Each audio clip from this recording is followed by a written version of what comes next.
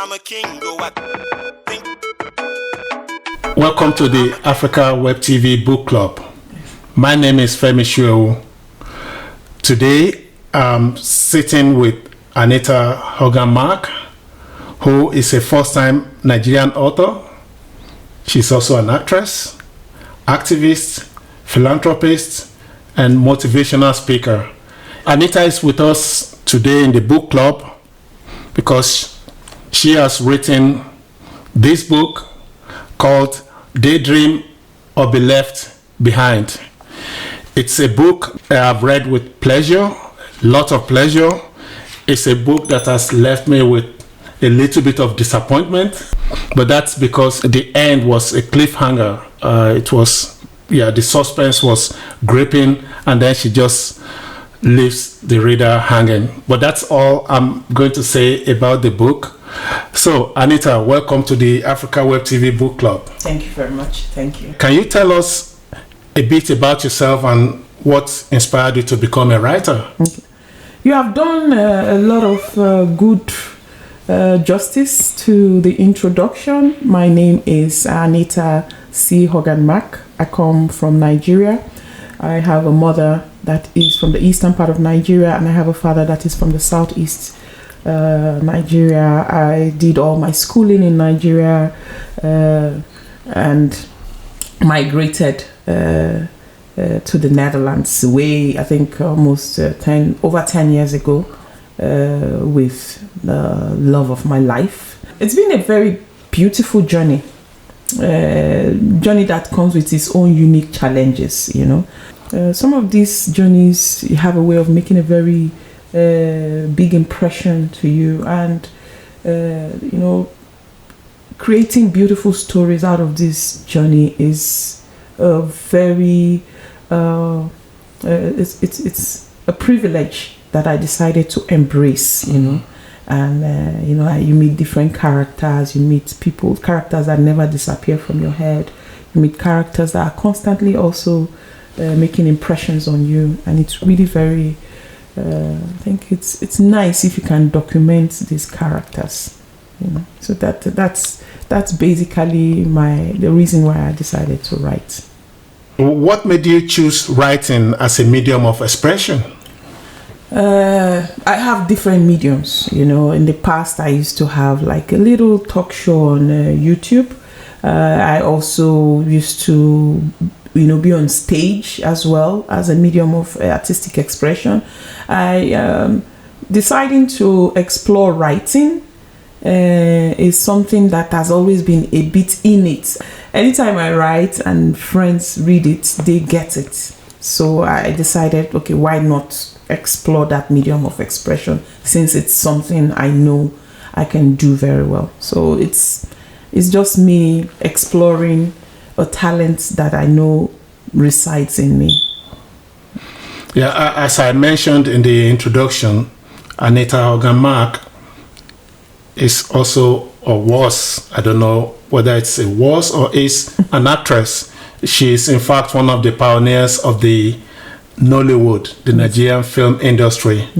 So I think that's what you mean when you are saying you had different forms of expression. So your debut novel, which I have in my hand, Daydream or Be Left Behind, yes, has garnered a lot of attention. Could you share a brief summary of the book and what the readers can expect? The book is, I was born in Lagos, and if you were born in a big metropolitan city, you would know for sure. It's just like saying, oh, you were born in Nairobi, or you were born in New York, or you were born in London. It comes with all sorts of dramatics in everyday life, you know. And most of these things you encounter in big cities are often not there are some people's everyday life, but for people like us who are very observant, we draw stories from it. So this book is about Lagos, city, life in Lagos City, in the 90s, before the entrance of mobile phone, not before internet, but before the entrance of mobile phone, when things were still manually done. You know, toasting was still, you have to go to the girl's house, look for one gate man that is around, bribe. Can I explain to our viewers who don't know about the Nigerian slangs? Toasting is when you're flirting with somebody. Yes. When you are trying to win their love, could be mostly it's the man who is toasting the lady. But I just needed to explain that to some of our listeners who don't know the jargon. Yeah. You know, so back then it was manual. You write letters. Sometimes you even spray perfume on the paper. And you know, back then everything was manual. Going to look for jobs was really very hectic, because not most jobs were published in newspapers. Some were mostly via or there were boards or areas you would go and look for job opportunities and apply. You know, you would like physically, it's not now, you don't apply, you just send your CV. But back then you really have to apply. After applying, you write motivational letter. After writing that, you get reference letter. After writing, you know, so life was still in the hands of people, you know. So that's this character also. This is a character that fulfilled all righteousness, went to school, listened to her parents, went to school, did the first degree, got out, and to further get better opportunities in the society, went on to do a master's degree, only to come to the reality that it's not about, it doesn't end there. Going to school is good, but it doesn't end there. The struggle still continues. You still have to keep pushing. You still have to, and this is a character that found herself pushing in Lagos City, and she's caught up in different circles. She's someone that loves, grew up in a religious home or a Christian home, and so going to Lagos, she continued to keep the circle of her Christianity, and there she encounters certain characters, and also job hunting was, she job hunted until the battery of her there was a day, I think she went for in one day she went for 5 or 6 job interviews, and came back home and just couldn't lift a finger anymore, because that's how hectic it is. And and in the midst of all this, she creates a coping mechanism, which is sort of like when you're somewhere and you decide to shut yourself out and go into your mind where life is supposed to be perfect. It's in your mind. So she created a sort of daydreaming coping mechanism whereby when she is completely out, she goes back into her world in her head. And while she was trying to seek comfort in that daydreaming activities of hers, her mother gets sick, and she needs to really bring a balance to where the daydreaming should end, because no matter how much you daydream, bills need to be paid. No matter how much you daydream, your immediate family needs physical care and love, and it can be very, very emotional and physical draining. So this is a character that is is faced with all these challenges, and also still has to live in a city called Lagos. So I remember sometime somebody said living in Lagos is like going to the gym every day. Okay. Because catching bus, coming down, Lagos bus never stops. It keeps moving and people jump out. It keeps moving and people jump in. Lagos, and you're by the bus stop. The conductors that call, before you're just standing on before a fight breaks out, and you're like, what just happened now? And then everything, the party life, the street party life, and all the intricates. And this same city that is full of complexities is the city that everybody wants to migrate to. We hear is it can be dangerous, so we see dead body on the street. Somebody somewhere, that is his or her dream to go to that same Lagos city and experience that. So that's just what the premise of the story is all about. It talks about all these intricacies, and yet a lot of people still want to migrate and get the freedom or the power that comes with living in a city where you can carve your dream out by yourself. That's a very elaborate summary of your book. There is still a lot more in the book, lots and lots more, which we will get to in a moment. You mentioned you were born or you grew up in Lagos. How does your Nigerian heritage influence your writing? We all know, for many people who have been privileged to encounter Nigerians, we are very creative. Our language is a language that has a lot of mysterious creativity to it, and it sort of evolves to our everyday life. If you grew up in Nigeria, your father will be sitting beside a cup of water. They will call you from somewhere. Please, can you give me that cup of water? And these are, for him, it was just normal. And then for you as a child, you're like, seriously? So being a Nigerian, and anybody that encounters or through Nigerian, it's a potpourri of every form of creativity. I mean, we've produced in Nigeria some of the best writers, the Nobel laureate winners, and it just comes from, I think, either our environment, our language, or our struggles. So for a country that has gone through so much, that has gone through its own kind of war, I think most of us, after the Biafra War, decided to adapt survival through humor. Yes. And creativity. So rather than break down the society again, we just, which is why you see our entertainment industry is thriving, because we're just trying to, move forward through entertainment, through music, through humor.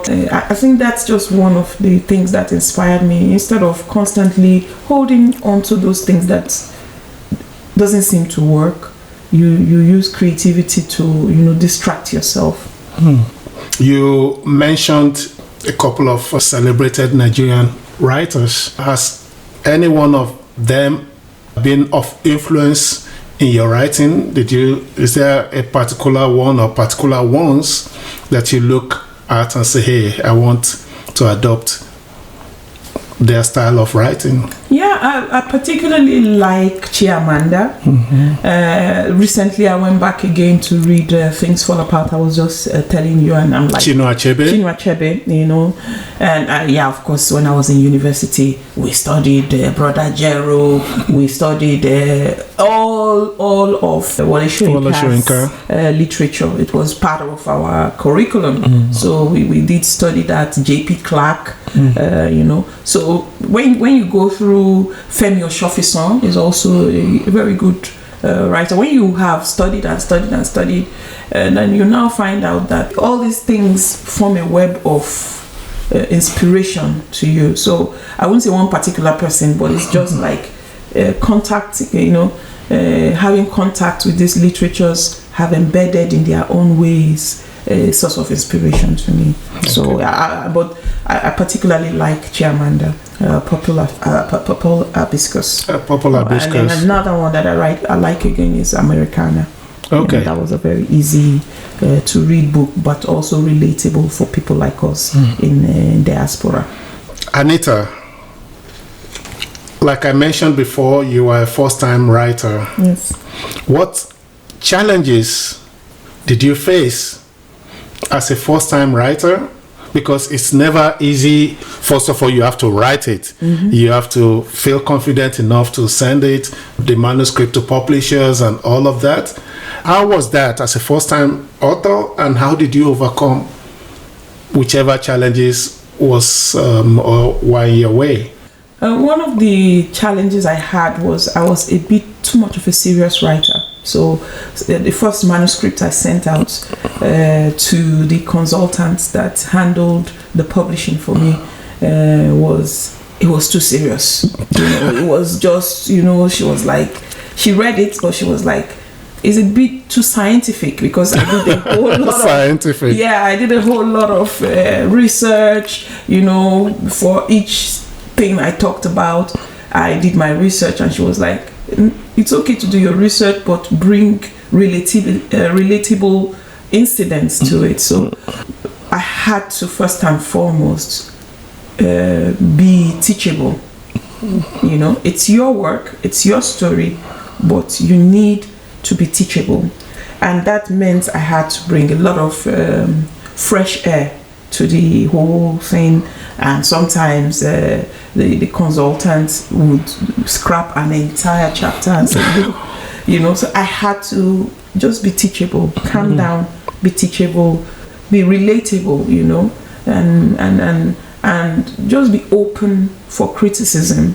And most importantly, what she kept on reminding me is, you're not writing this book for yourself, you're writing it for others.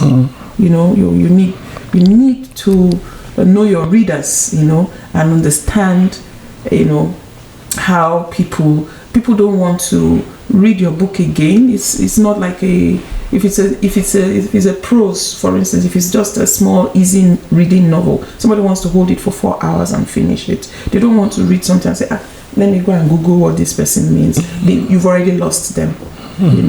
It's in the past that our parents will read big grammar and they are fascinated about it. Now, easy, breezy read is sellable. So those were the things I needed to calm down, be relatable, be teachable, and be open for corrections. So these are the challenges I faced, and and my consultant was like much younger than me, so I had to humble myself. It was more or less like our last born in the house. We Africans were like, see this girl, waiting she's at herself. That kind of thing. What does she even know? So certain things, certain words she would read, I would use. She would say, what does that mean? That was like, okay, if she's asking, that means I have to use alternative words that are easier to relate with. There's no need. It's not an examination. It's not like you get prize for reading the book. No. It's something for enjoyment. It's a pleasurable experience and all that. What is the fascination of Nigerians or Nigerian elders with a big grammar? Tell me. First and foremost, I think why English was really very successful in Nigeria is because English is one of the languages that most borrowed a lot of resources from other languages. So you hear words like etiquette.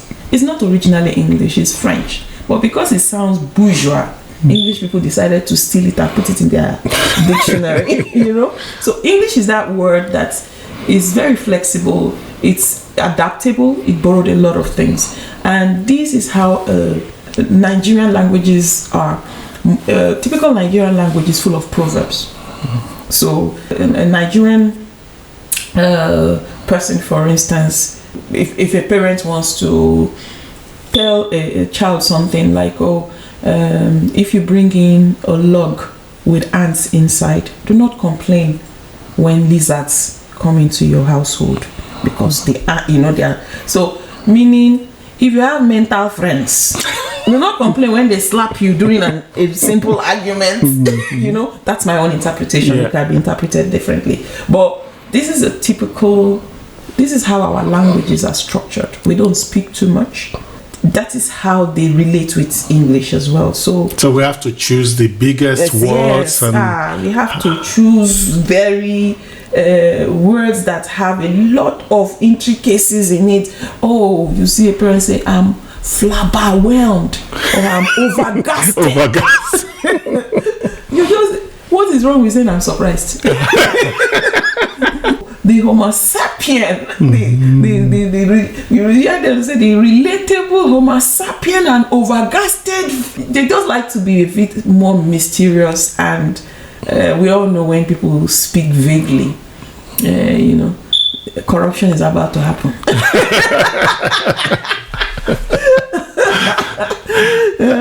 Well, this is the Africa Web TV Book Club. I am speaking today with the author of Daydream or Be Left Behind, Anita C. Hogan-Mak. For your information, the book is available on Amazon.com.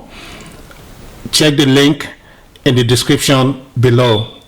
Your book, Anita, explores the themes of love, family, urban migration, and financial struggles. These are themes that are coincidentally very current in Nigeria as we speak, because of the cost of living crisis brought by the collapse of the Naira. What drew you to these themes, and what messages or insights do you hope readers will take away? Well, they say in Nigeria, problem no they ever finish. For people who did not understand that expression, that's pidgin English. Problem no they finish. Problem never finishes in Nigeria. Or they will say probably like bicycle. Okay. It's a circle. It never ends. That's how we perceive life. Life is it just comes with its own challenges and all that. It depends on the side of the fence you find yourself. Even the wealthy ones who have their fathers give them a soft cushion, they still have to struggle to find a voice for themselves. So relating my book, like you said, is financial struggles. It touches on everything. A system that doesn't really fend for its citizens. For instance, the children still taking personal responsibilities for their parents' health is still like a parent invests in children with the hope that the children will be like the pension scheme, so the children will take care of them when they are old. And is that the best way forward in the society? I don't think so. There should be a system that brings a bit of cushion to especially people who are aging, because once you start getting to 60, 70, you don't have that zest anymore, which is why this Japa syndrome, in Yoruba, Japa means run away, and all that has become the order of the day amongst the youths, because rather than constantly carry placard, demonstrate. And we know what happened at the toll gate, in the toll gate incident, when youths came out en masse and complained, and a lot of people died, and no accountability. How long will you continue to carry placard? How long will you continue to fight to get your voice heard? When there is an outlet, Nigerians being one of the most educated in the world, is not even an African thing anymore. The least for any Nigerian child is first degree. Even if you want to go and become a carpenter, please get a degree. And we see the impact of that mentality, in our journey in the diaspora. It's not like we're not educated, but we don't want to just sit in that system and constantly struggle. And if we have an opportunity to get our talents appreciated somewhere else, why not just do it? It's tough, but that's the outlet a lot of youths are taking now. So I think that's it. In the book you see the struggle, but now relating it today, people just don't feel. People stay back in Nigeria and with IT and all that, and they educate themselves to a level whereby they are in that Nigeria And foreign companies approach them. And we talk about, who went somewhere? Mark Zuckerberg, happy, what's his name? Mark Zachariah. Mark Zuckerberg, the CEO of Meta. I'm just making jokes. Yeah, of course. The CEO, and you just see him. I told you she's also an actress. She's a funny lady. You just see him randomly going to Nigeria. It's not possible that he didn't have money and Nigeria was the place. No, there's a talent that he recognized there. And then we heard Bill Gates goes to attend Dangote's daughter's wedding. We all know that he can go, but there's something that is brewing there, talents that are brewing there, that is making these people go to Nigeria. I'm not saying they don't go to other places, but if they come to Nigeria, then there's something recognizable there. That kind of a thing. Yeah, there is a theme there which you also mentioned now, that's of migration. So we know that a lot of Nigerians do migrate to Europe looking for greener pastures, but within Nigeria itself, because that's that's what the book is very about. Obvious and conspicuous that a lot of people move to Lagos. Lagos seems to be the center of gravity. I see a lot of internal migration. Everybody thinks Lagos is heaven, but does it turn out to be heaven with the characters in this book? Of course, I'm going to leave that for you to find out. So what I'm going to do now is to ask Anita C. Hogan to read a short passage for the listeners. And while she's reading, don't forget to look into the description, because there we have a link that takes you right into the page where you can get the book. So, Anita. Okay, so I forgot to bring my glasses, so I hope I'm able to read. It's not so bad anyway. So, in where is it? Chapter 5, talking about a particular character that is known as Carol Okafor. There's a subsection in it that talks about that asked a question. Na Lagos be this? What that means? Na Lagos be this is this Lagos? Like saying like, is this what I thought Lagos was? Okay, so I would commence reading. Carol arrived safely in the coastal city. Unlike Onitsha, everybody was always in a haste. People always chased after a bus, even if it was stationary. Another thing that astonished Carol was that almost everybody lied through their teeth, like it was normal. The friend that she followed to Lagos was squatting with somebody who was also a squatter. But Carol was welcome to stay as long as she would move out very soon. Of course, she had her own share of city lifestyle culture shock. The dingy one-room apartment was located somewhere in the heart of Lagos Island, which was ever bubbly. There was always one street party or another. Or was it just in the nature of the people to play music through loudspeakers? Carol, who thought that with her Secretariat Studies certificate, she would effortlessly land an automatic white-collar job in Lagos, ended up landing a cleaning job at the Lagos Highland High Court. At least she worked with people who were wearing white collars. The real owner of the apartment they were squatting in was a woman who was never around during the week, but never missed being around during the weekends, so as to attend extravagant Owambe parties.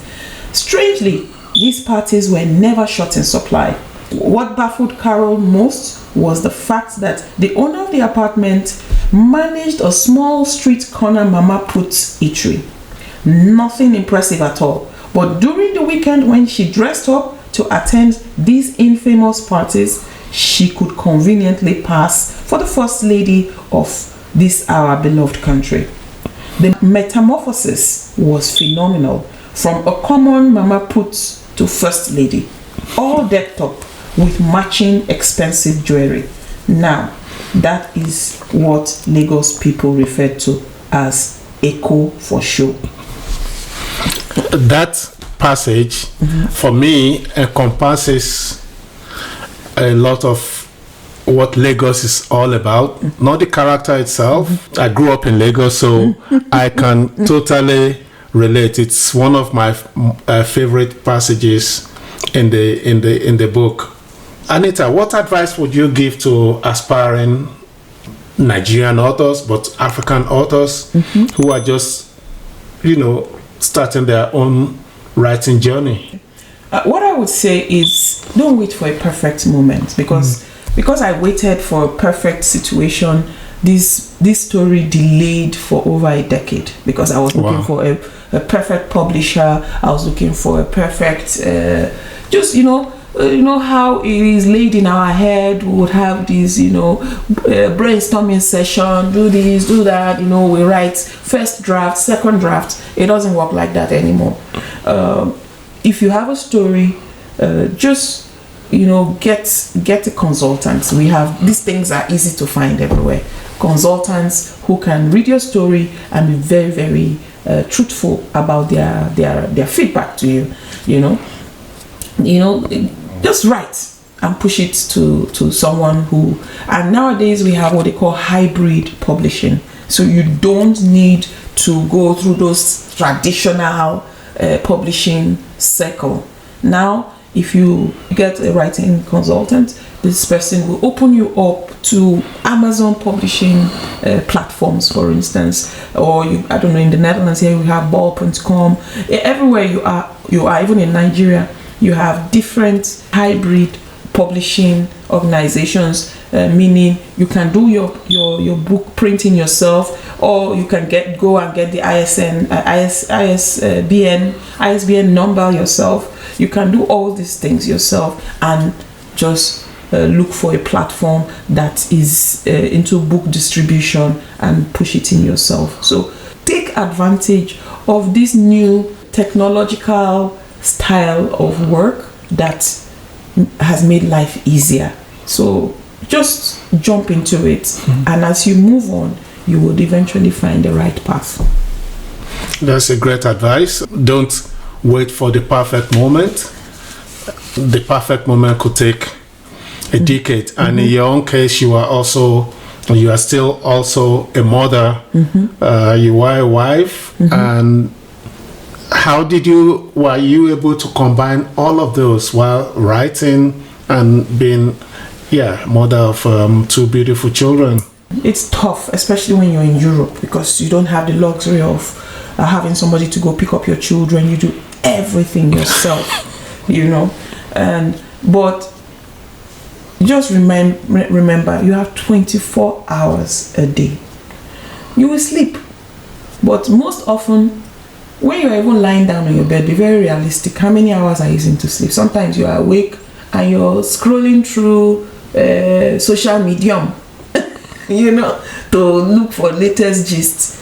I'm just saying, if you are, no matter how busy you are, that little time that you can use to do something for yourself, use it to invest in yourself. It's okay for us to check out what's happening in the world and catch up with interesting activities online.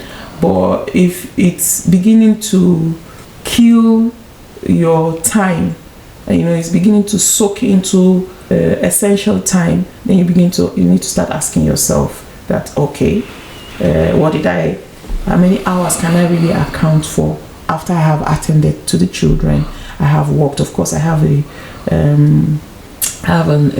been to my office. I have a normal regular job, 5 to 9 job, and then I also have a home to cater to. I have my friends, I have my voluntary job that I'm attending to. But if you prioritize well, you'll still be able to find some time to invest in yourself, and investing in yourself is basically doing what you love most. We are approaching the end of our podcast. Our guest today is Anita C. Hogan, first-time author, Her book is Daydream or Be Left Behind. You've mentioned a couple of times that you are from Nigeria, that you are living at the moment in Europe.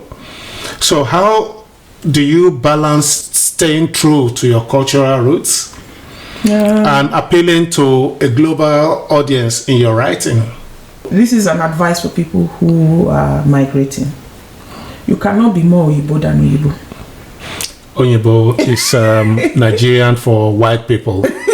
Cannot be whiter than white, she's saying. There's a reason why we are all different. There's a reason why we experience the culture that we experience. There's a reason why, and it makes life more beautiful when you remain authentic to yourself. If colonial people came to Africa and they never became Africans, why would I now go to Europe and become a European? You know, it's the beauty, being authentic to yourself. My advice is be very happy with your originality, because with your heritage. With your heritage, be proud of your heritage. Be proud of it. The same person you're impressing or trying to, become is also extremely jealous of you. I tell you a very quick example. My daughter has coily and African kinky hair, even though she's mixed. But the hair is still kinky. It's still a challenge, and and she schools in a place where 70% of the children have straight hair. Secretly, I didn't even know she was going through this struggle. She would go and carry comb and want her hair to be that easy to comb, to be that silky in her own mind. She wanted, and at the end of the primary school, because children when they're in primary school, that's when they speak their truth. They are not yet too influenced. It's when they go to secondary school, they now, and the one girl who, according to her, had the most beautiful hair was given opportunity to write about Isen. So they were all writing the best features. What do you like most about this person? And that one girl wrote, I love Chizara's hair the most. That is what, like her hair is the most, her hair is what I like most. And my daughter is very friendly, compassionate, very, she did not see all that compassionate and niceness. So that is life. So while my daughter was like, oh God, luscious, easy to manage, the other girl was like, oh, I wish I could do different styles, because I kept on restyling. Restyling today, I will do this style, tomorrow I will do another style. So my daughter never had the same look, So then I was like, oh God, look at me with this boring hair. All I can do is comb and I'm done. Nothing more. And when she shared that with me, I'm saying, you see, that's life for you. What you think is nothing is what another person wishes. So exactly. It's like that. Just like who you are, remain original to your heritage, be who you are, and then you would find a little bit of ease in going through life. Having said that, do you have any upcoming projects? Are you writing a sequel? What are your future plans? And anything you would like to share with the readers, with the listeners, with the viewers? Well, this is fairly quite new, it just came in the summer of last year. That is the summer of 2023? 23, yeah. I know Nollywood film, no the sweet, if part 2, no the inside. I know that. I know the cliffhanger is really very annoying. Very, very, speaking as a reader, privately, behind the scenes, I've really made my complaints known to Anita C. Hogan-Mak. So I'm one of those people who waiting for a continuation. Yeah. Maybe it's going to become a Harry Potter kind of book where you have several parts. Yeah. But at least I hope it doesn't end with this No, one. it's definitely not going to end here because That's it. it's not going to end here. So there's going to be a sequel to it. I haven't started writing it. I want to focus on selling these and making people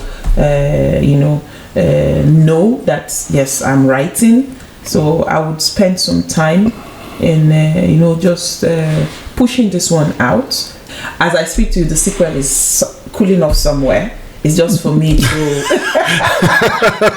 I thought as much Yes, that you are just trying to mislead us. I'm sure probably it's already written. Yes, the sequel is cooling off somewhere. It's just for me to edit, modernize, and just make it identifiable with the readers and all that. Another thing, because recently, I don't know, because it's your thing, you always go for all these movie festivals here. So there was the normal Rotterdam Film Festival, and there was a movie I saw which sort of like tickled my fancy to start considering the fact that this also could also be captured in a movie, so I'm also beginning to think in that line. It will be very challenging based on the back and forth situation of the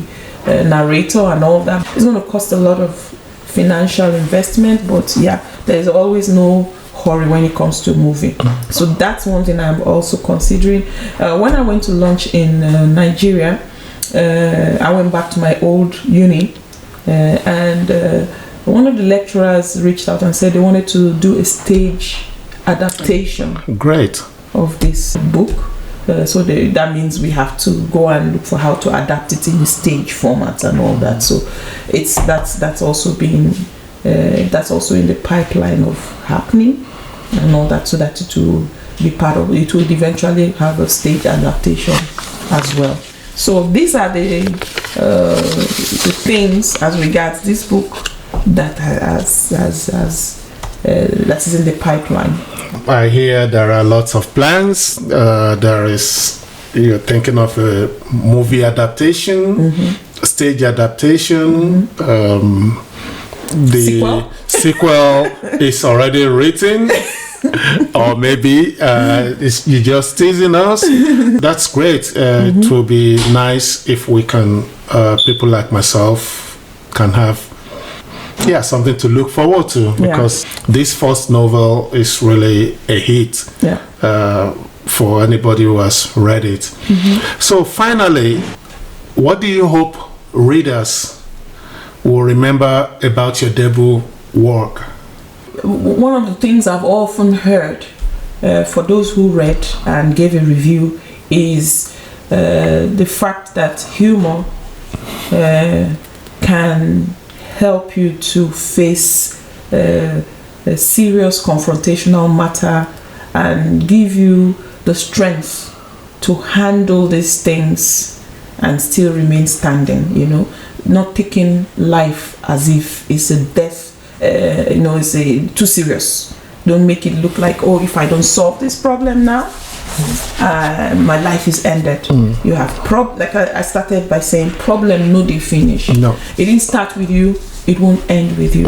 If you can't solve something now, if it doesn't ever get solved, good luck to that problem. It's not your problem, it is problem's problem. That's how it is.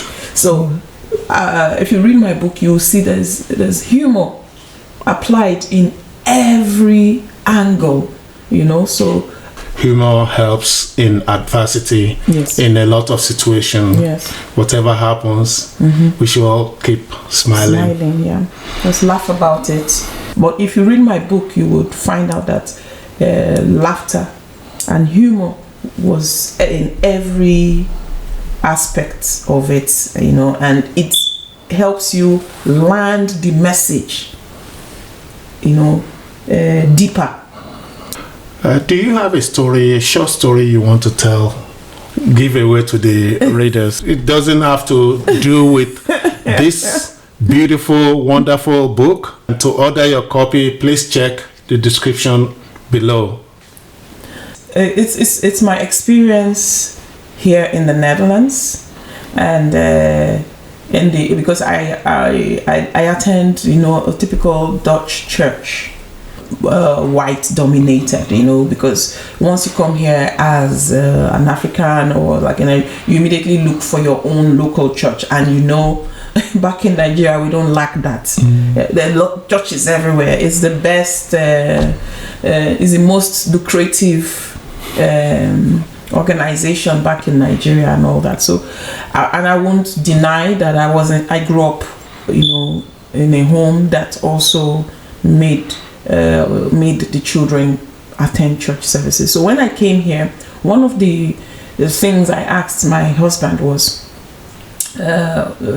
which church can I attend in the local area? And he said, you can just go to the village here in the central and ask if how you can become a member of the church. So, and I wanted to baptize my son, so I said, okay.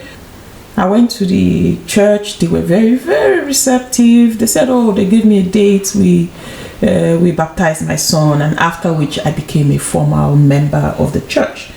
And I'm the only dark-skinned immigrant in the church.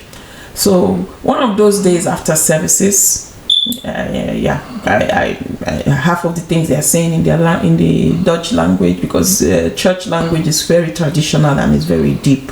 It's not your everyday language. I don't really understand, but I just liked the atmosphere. So one of those days after a church service, I was just hanging out, drinking tea, because after church service it's traditional, if you wish, to stay back and drink a cup of tea, share cookie, talk about things. And of course we know most churches here are dominated by old people. It's not like Nigeria where you have all sections, so it's mostly dominated by old people. So I was just there drinking tea, and then one of these elderly women walked up to me and told me that, how am I enjoying the church? I said, it's okay for me, I like it. She said, okay. That she's actually very curious about my opinion about something that has always been playing in her head. I said, I was like, okay, what does she want? She's so wise and she's experienced so many things. So what could she probably want to, She now said, what do I think the color of God is? And that took me aback. I was shocked. I said, what do you mean by color of God? She said, do I think God is white or do I think God is black? I said, that's a very easy, I just immediately had some very funny calculations, but I didn't want to argue. Because if you want to know that, you could have asked your fellow white congregation. There's a reason why you chose me, So I said, what do I do now? I'm going to pull a Nigerian one on this woman. So I told her it's very easy to know, because I don't know, but I know she can get an answer immediately if she wishes. She said, so I have never really thought of it. I said, no, I've never really thought of it, but I'm very sure that she can get an undiluted answer that is not in any way, that would not in any way questioned. She'll get the answer and she can get it almost immediately. She now said, how? I said, that if she goes out of the church and just stands a bit by the road when a car is driving past, and she should make sure that the car hits her, she would immediately get her answer. I know that was brutal, you know. Very brutal. I know that was really very brutal, but it was coming from a place whereby her intentions were also brutal, you know. She was old, fragile, bent like this, and still practicing that kind of. So I told her, she looked at me and said, am I telling her to go and die? I said, how else would you know what God looks like? You know? And it was between, you know, I made sure my voice was very low so that nobody would. So when she reacted and somebody said, oh, what are you guys talking about?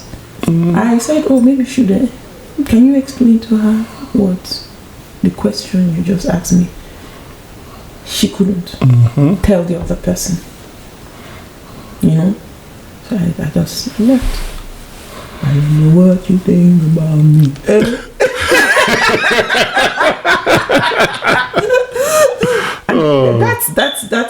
That's one story. That's, you know, yeah. That is also one way to confront bigotry. Bigotry, yeah. Yeah. Just That's add good. humor to it. It's just add humor to it. She never spoke to me anymore, and I think that was a very good way of putting her in a place. A communication break pipeline. Yes. Okay. So with that story, we come to the end of this book club. I've been speaking with the author of Daydream or Be Left Behind, Anita C. Hogan-Mak. I strongly recommend this book. I also say to you, at the end of the novel, you're probably gonna be like, hey, I want more. It's not probably, you're gonna want more of it. So check the link in the description below to see how you can order your copy of Daydream or Be Left Behind. Don't forget to subscribe, share, and leave your comments about this particular episode. Until next time, this is Femi Soewu for Africa Web TV Book Club. I'm a king, yes, I'm a king.